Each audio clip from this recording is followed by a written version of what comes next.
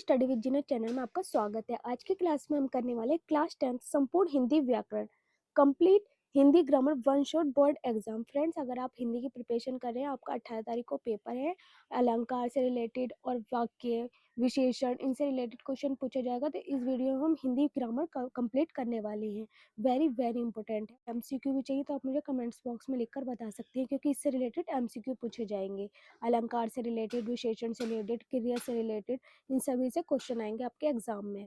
तो स्टार्ट करते हैं। Let's get start. फर्स्ट है टॉपिक अलंकार का। अलंकार का टॉपिक वेरी इंपॉर्टेंट है। पहले देख लेते हैं कि अलंकार है क्या। इसकी परिभाषा है, अलंकार दो शब्दों अलम तथा कार से मिलकर बना है। अलंकार किससे मिलकर बना है? अलम तथा कार से मिलकर अलंकार बना है। अलम का क्या अर्थ होता है? भूषण या सजावट।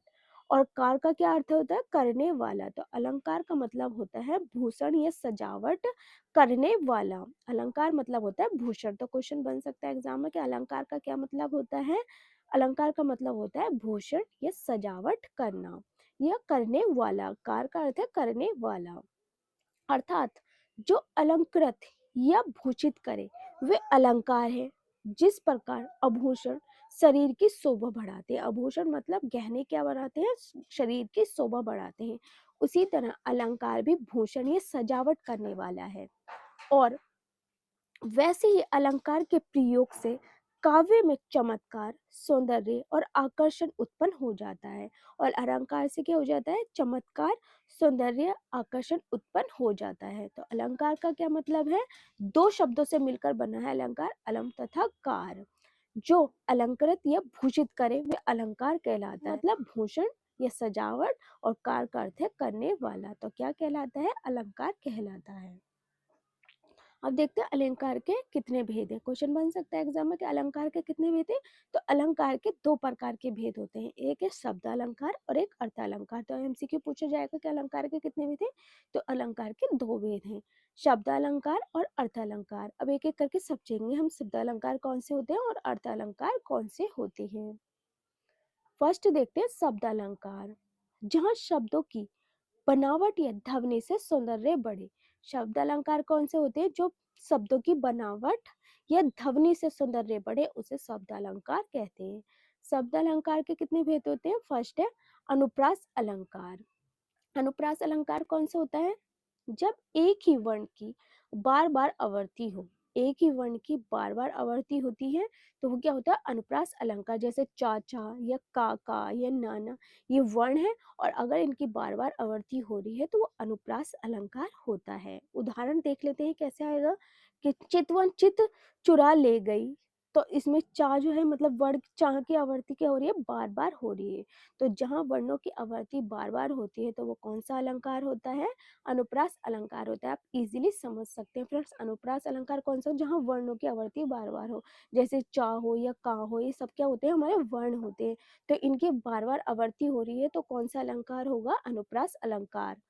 तो आई होप फ्रेंड्स अनुप्रास अलंकार आप समझ गए होंगे कि अनुप्रास अलंकार का कौन सा होता है। जहाँ वर्णों की आवर्ती बार बार होती है तो वो से कहते हैं अलंकार, अनुप्रास अलंकार। जैसे क्या है? चंचल चितवन चित चुरा ले गई, तो यहाँ चा वर्ण की आवर्ती बार बार हो रही है तो अनुप्रास अलंकार है। क्वेश्चन आएगा अनुप्रास अलंकार तो आप इजीली सॉल्व कर सकते हैं एग्जाम में क्वेश्चन।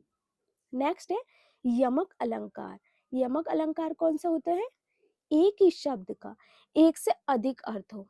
एक ही शब्द हो, जैसे यमक है, इसका एक ही शब्द है लेकिन अर्थ अ- एक ही शब्द है, एक ही शब्द का एक से अधिक अर्थ। तो एक ही शब्द है उसका अधिक, एक ही शब्द का एक से अधिक अर्थ हो तो उसे क्या कहते हैं? यमक अलंकार। एक शब्द हो और उसका अर्थ जो है वो अधिक हो तो वो कौन सा अलंकार होता है? यमक अलंकार होता है। उदाहरण देखते हैं, जैसे कनक कनकते सौ गुनी मादकता अधिका है। तो कनक मतलब एक ही शब्द है और अर्थ जो, तो पलक पहला है कनक। पहला कनक किसको दर्शाता है? सोने को।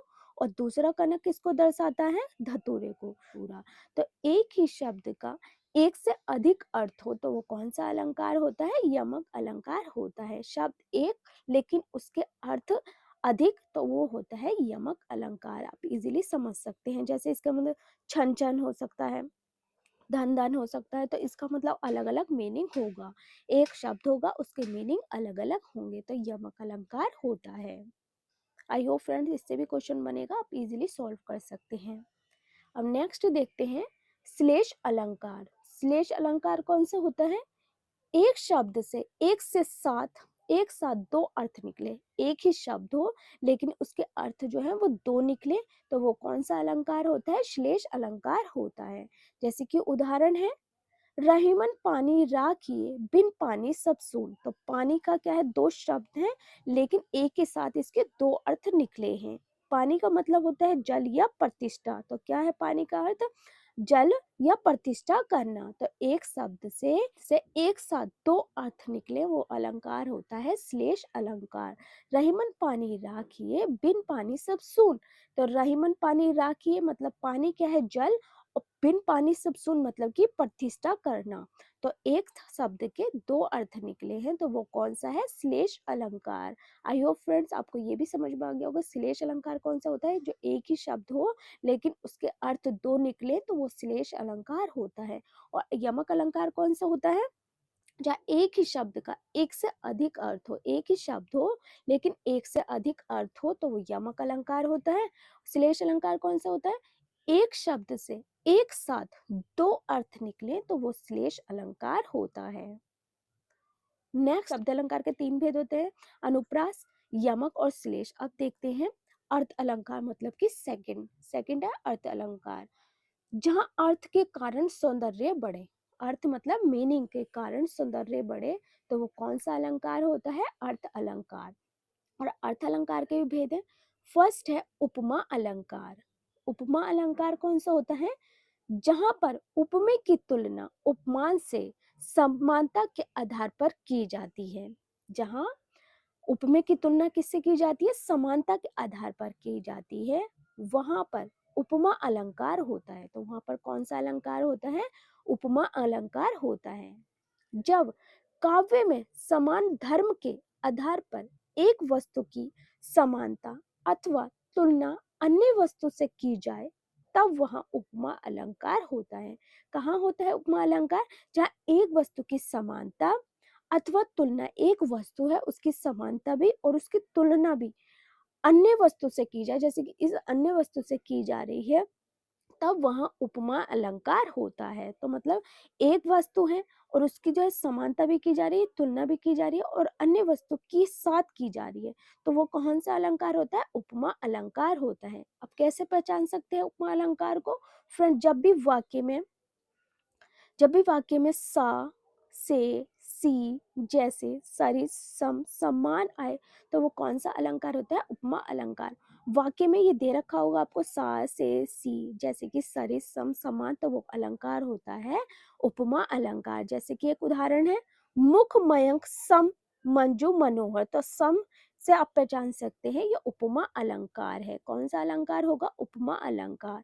कि जहां वाक्य में समान धर्म के आधार पर एक वस्तु की समानता अथवा तुलना या अन्य वस्तु से की जा रही है, वहां उपमा अलंकार होता है। कि जैसे उपमा की तुलना उपमान से समानता के आधार पर की जाती है, तो वह उपमा अलंकार होता है। आप पहचान सकते हैं इजीली। आप कैसे पहचान सकते हैं? जब भी वाक्य में सा, से, सी, सरिस सम समान आ रहा है, तो वो उपमा अलंकार है।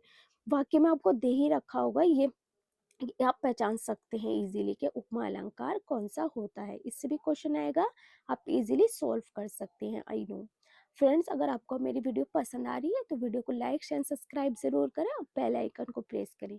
हर वीडियो की लेटेस्ट अपडेट आपको टाइम पर मिलती रहेगी, क्योंकि सभी वीडियो वेरी वेरी इंपॉर्टेंट है और एग्जाम के पॉइंट ऑफ व्यू से मैं सभी क्वेश्चन कवर करा रही हूँ। नेक्स्ट है सेकंड है और शब्द अर्थ अलंकार का रूपक अलंकार। रूपक अलंकार कौन सा होता है?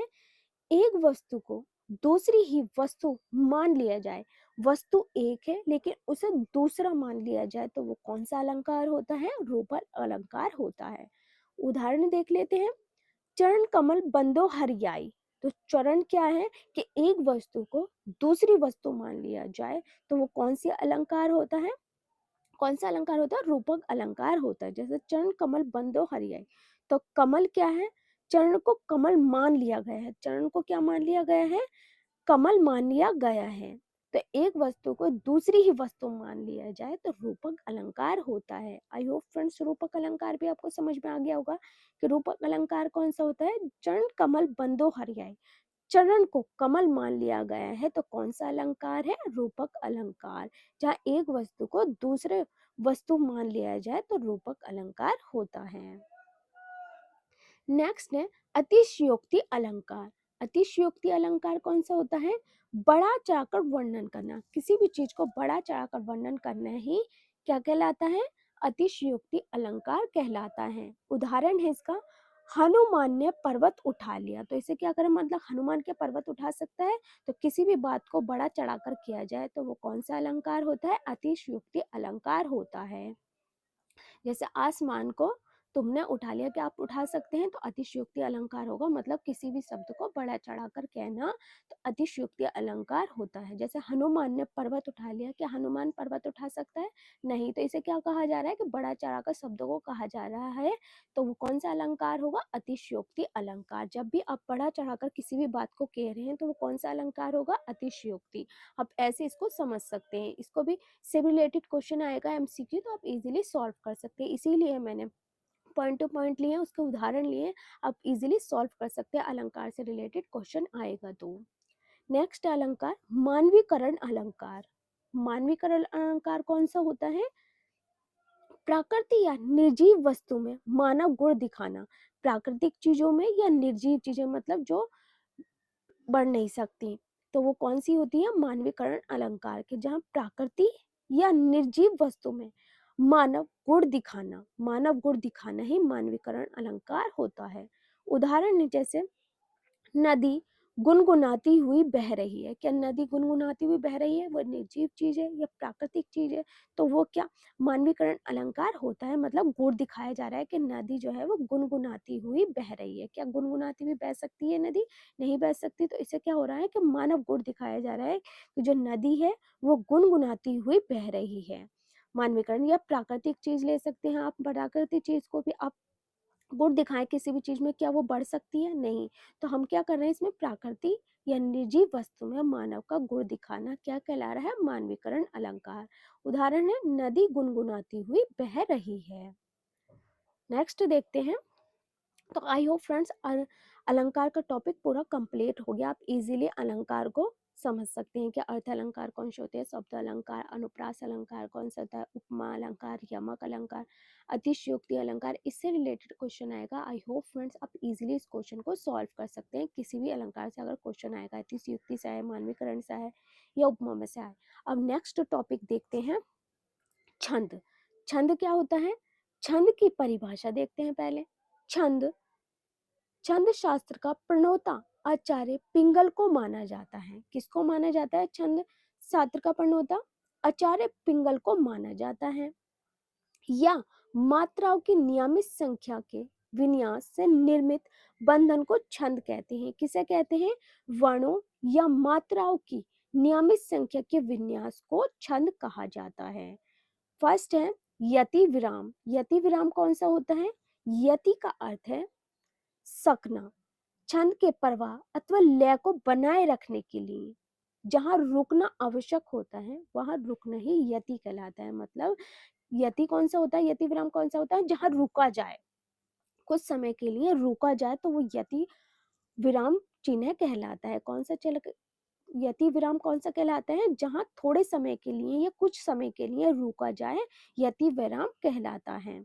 कि जहां प्रवाह अथवा लय को बनाए रखने के लिए, प्रवाह को भी और लय को भी बनाए रखने के लिए जहां रुकना आवश्यक होता है वहां रुकना ही क्या कहलाता है? यति कहलाता है। क्या जहां लय प्रकट हो या प्रवाह प्रकट हो वहां रुकना ही यति कहलाता है। आई होप फ्रेंड्स आप यति विराम समझ गए होंगे कौन सा होता है यति विराम।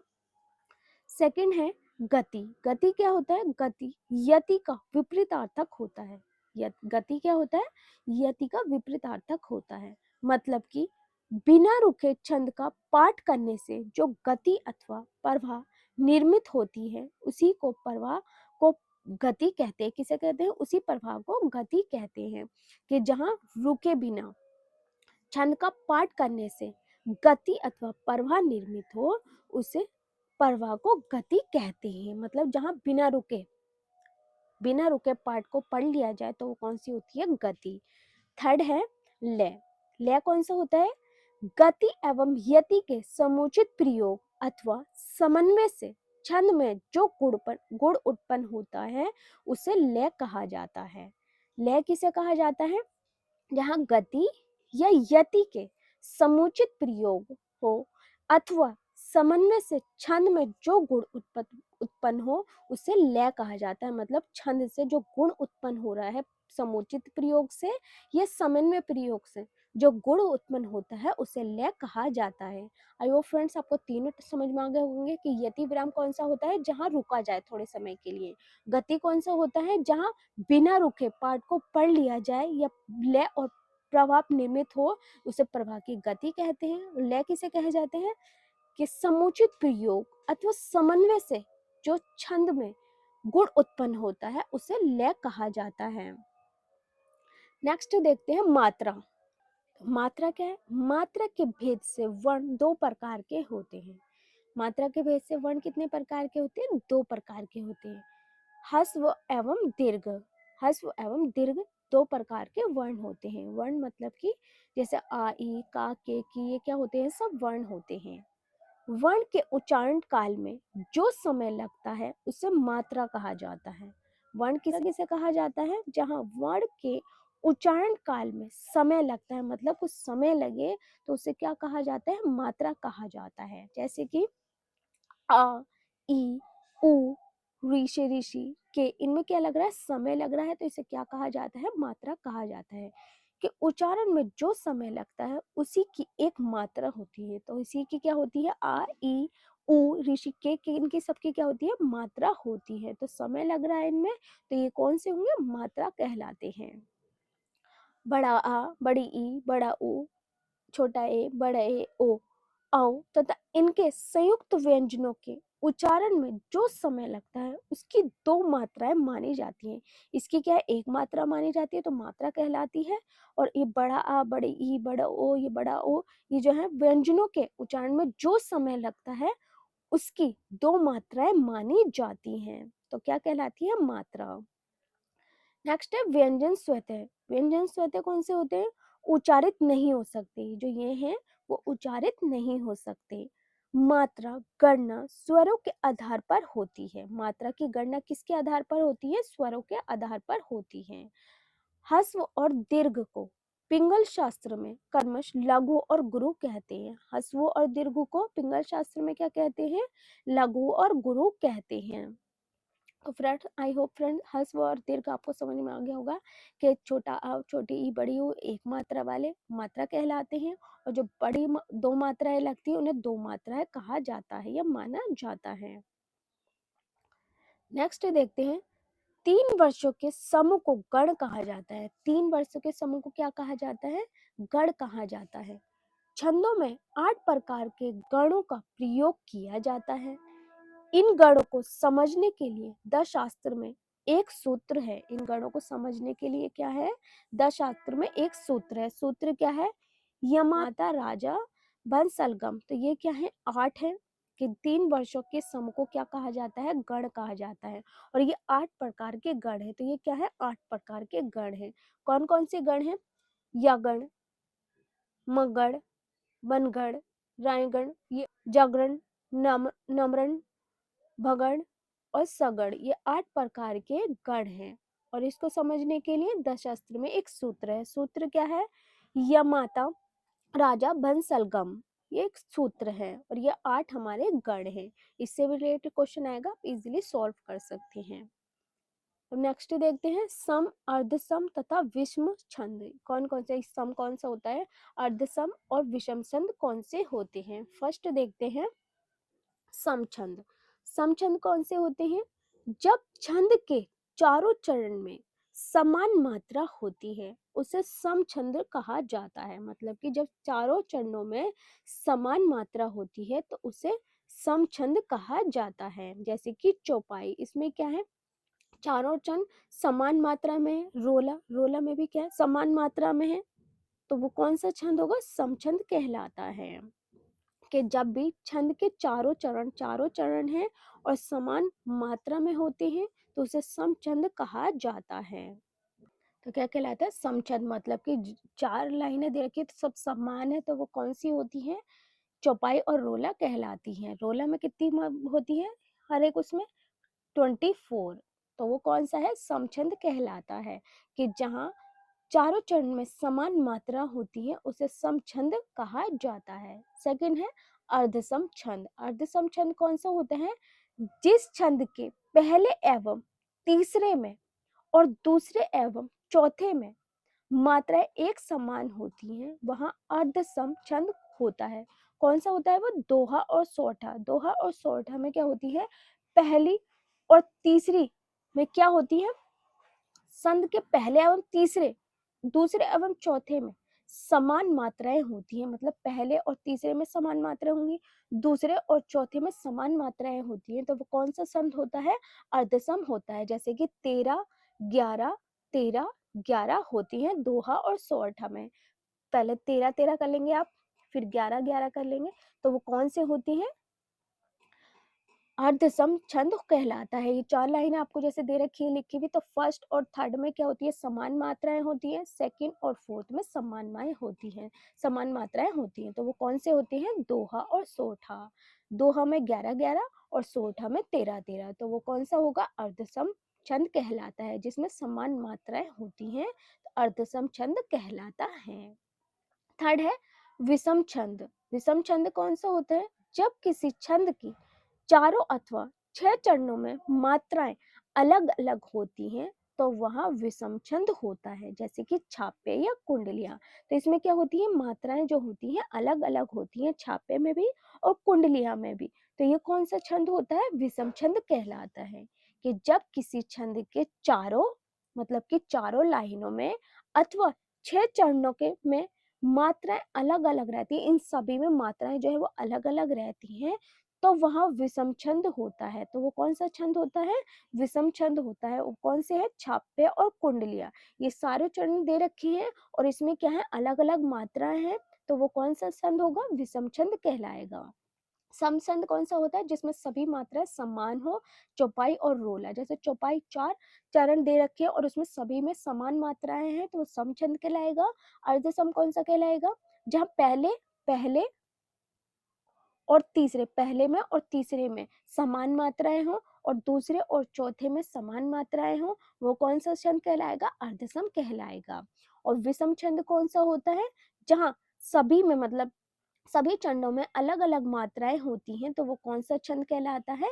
विषम छंद कहलाता है। और वो कौन से होते हैं? छापे और कुंडलियां। तो आई होप फ्रेंड्स आपको समछंद, अर्ध समछंद और विषम छंद इजीली क्लियर हो गया होगा कि समछंद कौन सा होता है, अर्ध समछंद कौन सा होता है और विषम छंद कौन सा होता है। इससे रिलेटेड एमसीक्यू आएगा, आप इजीली सॉल्व कर सकते हैं। अब नेक्स्ट देखते हैं सोठा। सोठा छंद कौन सा होता है? परिभाषा देखते हैं पहले इसकी।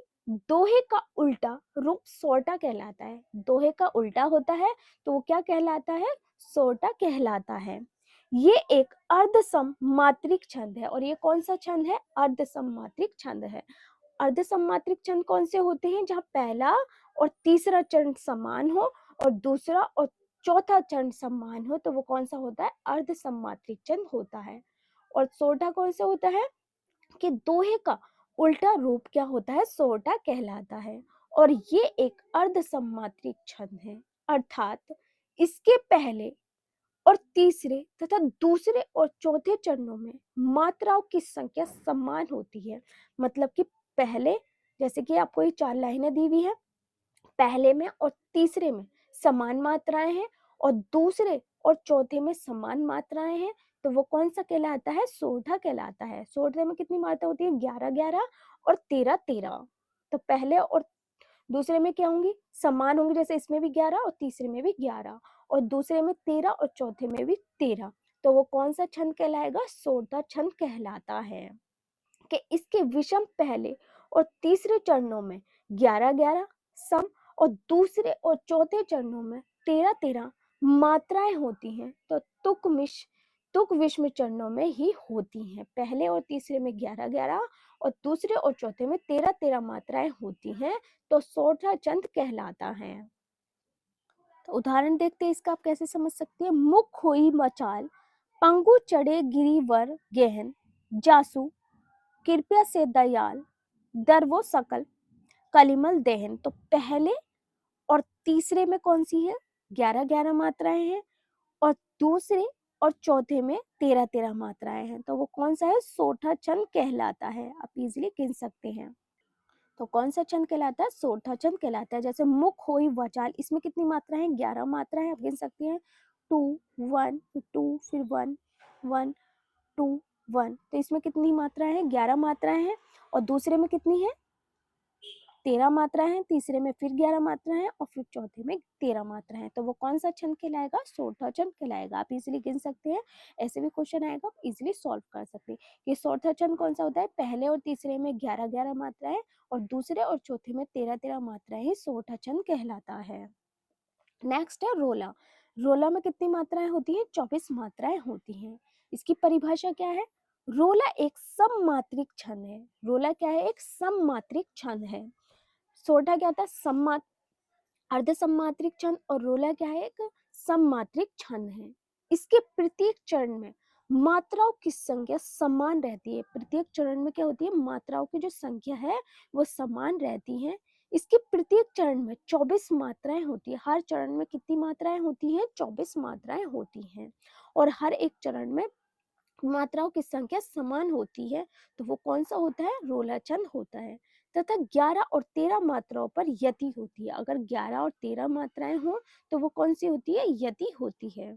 तो रोला छंद कौन सा होता है, जिसमें 24 मात्राएं होती हैं। और सोठा किसमें होता है, जिसमें 11-11 और 13-13 मात्राएं हो तो वो सोठा होता है। और रोला में 24 मात्राएं होती हैं और हर चरण में सभी की संख्या समान रहती है, तो वो रोला कहलाता है। उदाहरण देखते हैं। का उ पपिह पंचतव प्राप्त सुनी, ज भगन भवत बनी बनी बावन वीर बढ़त चो चौचंद मचावत। तो इसमें क्या है, सभी चरण में क्या है, संख्या जो है समान दे रखी है और सब में 24 मात्राएं हैं इन सभी में, तो वो कौन सा छंद कहलाएगा, रोला छंद कहलाता है। जिसमें सभी प्रत्येक चरण में समान मात्राओं की संख्या समान होती है, तो रोला छंद कहलाता है। और इसमें कितनी मात्राएं होती हैं, 24 मात्राएं होती हैं। पूछा जा सकता है क्वेश्चन एग्जाम में कि रोला छंद में कितनी मात्राएं होती हैं। ऑप्शन दे रखा होगा 20, 24, 21, 23, तो आप कौन से पे लगाएंगे, 24 पे। और सोठा में कितनी होती है, 11-11 और 13-13। आई होप फ्रेंड्स आपको रोला छंद भी इजीली समझ में आ गया होगा कि छंद क्या है और कितने प्रकार के होते हैं। रोला छंद कौन सा होता है, कुंडलियां कौन से होती है, चौपाई, सोठाई, सब कितने प्रकार के होते हैं और कितनी मात्राएं होती हैं। आप इजीली इसको भी समझ सकते हैं। इससे भी रिलेटेड एमसीक्यू आएगा तो आप इजीली सॉल्व कर सकते हैं। नेक्स्ट टॉपिक देखते हैं रस का। तो फ्रेंड्स अभी हमने 2 टॉपिक कवर कर लिए अलग। रस, रस शब्द की उत्पत्ति रसेत्सो इति रस के रूप में हुई है, अर्थात जो चखा जाए। रस क्या होता है, जो चखा जाए अथवा जिसे आनंद की प्राप्ति हो, वही रस कहलाता है। आचार्यों ने भी रस को काव्य की आत्मा कहा है। आचार्य ने क्या कहा है, रस को काव्य की आत्मा कहा है। और रस क्या होता है, जिसे चखा जाए या आनंद की प्राप्ति हो, उसे क्या कहा जाता है, रस कहा जाता है। अगर आप दूसरी परिभाषा देखें तो काव्य पढ़ने या सुनने से जो आनंद की अनुभूति होती है उसे रस कहा जाता है। काव्य को पढ़ने या सुनने से जो आनंद प्राप्त होता है उसे क्या कहा जाता है, रस कहा जाता है। जिसे चखा जाए या आनंद प्राप्ति हो या पढ़ने या सुनने में जो आनंद की अनुभूति होती है उसे रस कहा जाता है। इसकी परिभाषा है, काव्य से उत्पन्न होने वाले भावात्मक आनंद को रस कहते हैं। काव्य से जो उत्पन्न भाव है उसे क्या कहा जाता है, रस कहा जाता है। और अच्छा से पढ़ा जाए या सुना जाए जिससे आनंद प्राप्ति हो उसे रस कहा जाता है। आई होप फ्रेंड्स आपको परिभाषा समझ में आ गई होगी। अब देखते हैं रस के अंग। रस कितने प्रकार के होते हैं, रस के 4 अंग माने गए हैं।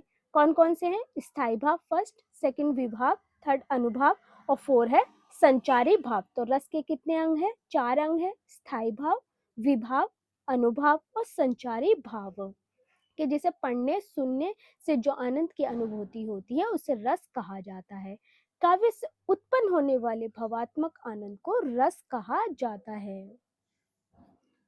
रस के भेद, रस के कितने भेद होते हैं? कुल 9 भेद होते हैं। कर्म रस का नाम और उदाहरण। फर्स्ट रस है श्रृंगार रस। श्रृंगार रस कौन सा होता है? सीताराम का प्रेम, तो ये क्या है? श्रृंगार रस है। सेकंड है हास्य रस। हास्य रस कौन सा होता है? विदूषक की बातें, जो विदूषक की बातें होती हैं वो कौन सा रस होता है? हास्य रस। थर्ड है करुण रस। करुण रस कौन सा होता है? जिस माता का विलाप, माता का विलाप में करुण रस है। फोर्थ है रौद्र रस। रौद्र रस कौन सा होता है? क्रोध का दृश्य, मतलब जिसमें क्रोध हो, गुस्सा हो, तो वो कौन सा रस होता है? रौद्र रस। फिफ्थ है वीर रस। वीर रस कौन सा होता है? युद्ध में वीरता, जो युद्ध में वीरता प्राप्त करे, युद्ध को जीते, तो वो कौन सा रस होता है? वीर रस। सिक्स है भयानक रस। भयानक रस कौन सा होता है? डरावना दृश्य, जिसमें सपने में या वैसे डरावना दृश्य देख लो, तो वो कौन सा रस होता है? भयानक रस, तो डरावना दृश्य। सेवंथ है विवश रस। ये कौन सा होता है? घृणित रस। एट्थ है अद्भुत रस। चमत्कारी घटना, जिसमें चमत्कार हो जाए, घटना हो जाए चमत्कारी, तो वो होता है अद्भुत रस। नाइन है शांत रस। शांत रस कौन सा होता है? आत्मज्ञान या वैराग्य, जिसमें आत्मा का ज्ञान हो या वैराग्य हो, तो वो कौन सा रस होता है? शांत रस। तो कितने हैं रस के भेद? 9 भेद है। श्रृंगार रस, हास्य रस, करुण रस, रौद्र रस, वीर रस, भयानक रस, विभत्स रस, अद्भुत रस और शांत रस। फर्स्ट रस देखते हैं श्रृंगार रस। श्रृंगार रस कौन सा होता है? उदाहरण है श्याम सलोनी के रूप में नैनन की छाया, तो ये कौन सा है? श्रृंगार रस, जिसमें प्रेम की भावना हो, तो वो श्रृंगार रस कहलाता है। कि जैसे कि श्याम सलोनी के रूप में नैन की छाया है, तो ये रस है श्रृंगार रस। सेकंड है वीर रस। वीर रस कौन सा होता है? उदाहरण है खूब लड़ी मर्दानी, वो तो झांसी वाली रानी थी, तो उसने क्या कहा? खूब लड़ी, लड़ी मर्दानी से, और वे थी झांसी वाली रानी, तो वो कौन सा होता है? वीर रस। कौन सा होता है? जिसमें जीतने की संभावना हो, जैसे कि खूब लड़ी मर्दानी, वो तो झांसी वाली रानी थी, तो वो होता है वीर रस, मतलब वीरता प्राप्त करना। श्रृंगार रस जिसमें प्रेम की भावना हो, वीर रस जिसमें वीरता की भावना हो। थर्ड है करुण रस। करुण रस कौन सा होता है?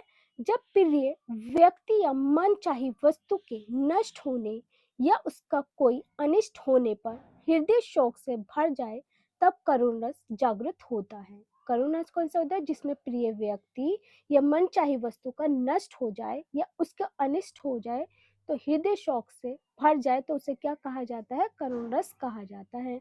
उदाहरण है पुत्र वियोग में माँ रो रही थी। पुत्र वियोग में क्या कर रही थी? माँ रो रही थी, तो कौन सा है? करुण रस, जिसमें कि करुण की भावना है, तो वो कौन सा रस होता है? जैसे पुत्र वियोग में माँ रो रही थी, तो ये है करुण रस। तो आई होप फ्रेंड्स आपको इजीली समझ में आ गया होगा श्रृंगार रस कौन सा होता है, वीर रस होता है, और करुण रस कौन सा होता है। इससे एमसीक्यू आएगा, आप इजीली सॉल्व कर सकते हैं। वेरी वेरी इंपॉर्टेंट है कि रस के कितने भेद होते हैं? रस के 2 भेद होते, 4 भेद होता है, स्थायी भाव, संचारी भाव, अनुभव, और कौन सा होता है? संचारी भाव, स्थायी भाव, विभाव और अनुभव, 4 भेद होते हैं। और रस के कितने भेद होते हैं? 9 भेद होते हैं। तो आप इजीली कोई सा भी क्वेश्चन आएगा रस से रिलेटेड, आप इजीली सॉल्व कर सकते हैं। तो फ्रेंड्स इस वीडियो में हमने 3 टॉपिक कवर करे, अलंकार, अलंकार, छंद और रस, 3 टॉपिक कवर कर लिए। इससे रिलेटेड क्वेश्चन हम नेक्स्ट वीडियो में करने वाले हैं। जो भी एमसीक्यू पूछे जाएंगे आपका क्लास 10th में, जो 18 तारीख को आपका एग्जाम है, हम नेक्स्ट वीडियो में कवर करेंगे। और नेक्स्ट वीडियो में कवर करने वाले हैं समास क्या है, विशेषण क्या है, क्रिया क्या है, हम नेक्स्ट वीडियो में कवर करेंगे। और इन सभी के क्वेश्चन हम नेक्स्ट वीडियो में देखेंगे।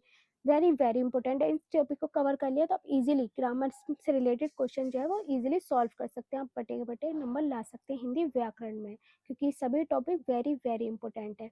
और अगर आपको मेरी वीडियो पसंद आ रही है तो वीडियो को लाइक शेयर सब्सक्राइब करना ना भूलें, साथ में बेल आइकन को प्रेस करें, ताकि हर वीडियो की लेटेस्ट अपडेट आपको टाइम पर मिलती रहे। और मेरी वीडियो कैसी लगी कमेंट्स बॉक्स में लिखकर ज़रूर बताना।